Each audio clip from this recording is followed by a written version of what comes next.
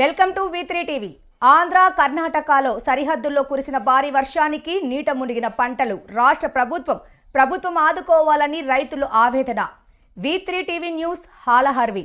గత 2 రోజులుగా కర్ణాటకలో కురుస్తున్న వర్షాలకు ఆంధ్ర సరిహద్దుల్లో ఉన్న వేదవతి నది ఉప్పొంగింది.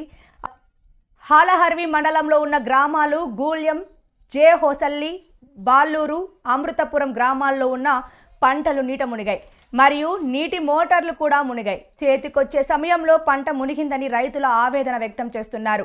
రాష్ట్ర ప్రభుత్వం వెంటనే పరిహారం చెల్లించాలని రైతులు కోరుతున్నారు.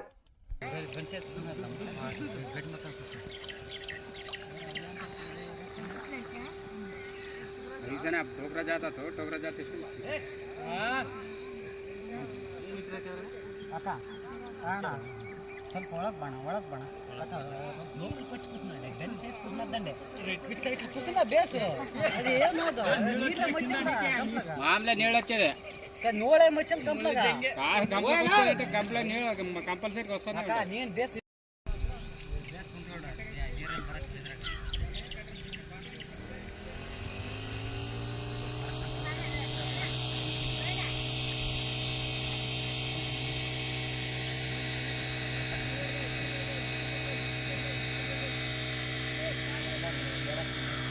यार